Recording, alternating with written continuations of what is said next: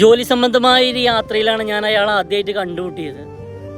പക്ഷെ അയാൾക്ക് എന്നെ പരിചയം ഉണ്ടായിരുന്നു. അയാൾ എന്നോട് ചോദിച്ചപ്പോൾ വീഡിയോയും കാര്യങ്ങളൊക്കെ കുറവാണല്ലോ എന്നുള്ള സംസാരങ്ങളും മറ്റു വിശേഷങ്ങളൊക്കെ ചോദിക്കുന്ന ഇടയിൽ അയാൾ പറഞ്ഞു, എനിക്ക് സ്വന്തമായിട്ട് ഇവിടെ 4 മൊബൈൽ ഷോപ്പുകളൊക്കെ ഉണ്ടായിരുന്നു, 4 ഷോപ്പുകൾ ഉണ്ടായിരുന്നു.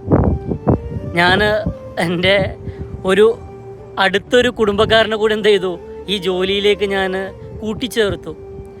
ഞാൻ എൻ്റെ കല്യാണത്തിന്, എൻ്റെ നിക്കാഹിന് നാട്ടിൽ പോയൊരു സമയത്ത് ഈ കൂട്ടിച്ചേർത്ത ആൾ മറ്റൊരു ബിസിനസ്സിലേക്ക് എൻ്റെ ഷോപ്പുകളിലെ പൈസ മറിച്ചു. എൻ്റെ ഷോപ്പുകളിലെ പൈസ മറിച്ചത് കൂടാതെ എൻ്റെ 4 ഷോപ്പുകളും പല പ്രശ്നങ്ങളുമായി. ചെക്ക് കേസുകൾ വന്നു. ഞാൻ നാട്ടിൽ നിന്ന് തിരിച്ച് കരകയറി വരുമ്പോൾ ഈ ചെക്ക് കേസുകളാണ് എന്നെ സ്വാഗതം ചെയ്യുന്നുണ്ട്.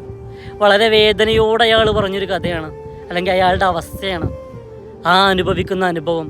6 മാസത്തോളം അയാൾ ജയിലിൽ കിടന്നു ഈ ചെക്ക് കേസിൻ്റെ പേരിൽ. ചെക്ക് കേസ് കാര്യങ്ങൾ എന്നുള്ള പ്രൂവുകളും അതിൻ്റെ പ്രൂഫും കാര്യങ്ങളും എല്ലാം അവർ കാണിച്ചു. എന്നിട്ടും നടന്ന ആ കല്യാണബന്ധം പോലും തകർക്കപ്പെട്ടു. ഡിവോഴ്സ് കഴിഞ്ഞു.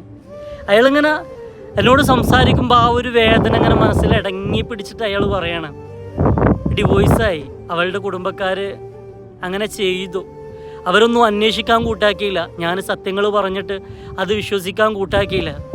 എന്നിട്ട് അവസാനം അയാൾ പറഞ്ഞൊരു വർത്താനുണ്ട്, എനിക്കാകെ ബോധ്യപ്പെടുത്താനുള്ളത് എൻ്റെ ഉമ്മാനെയും പാപ്പാനെയും അല്ലേ, അവരെ ഞാൻ ബോധ്യപ്പെടുത്തിയിട്ടുണ്ട്.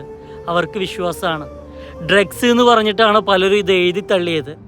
ഡ്രഗ്സ് എന്ന് പറഞ്ഞിട്ടാണ് പലരും മറ്റൊരു രീതിയിലാണ് എന്നെ കണ്ടത്.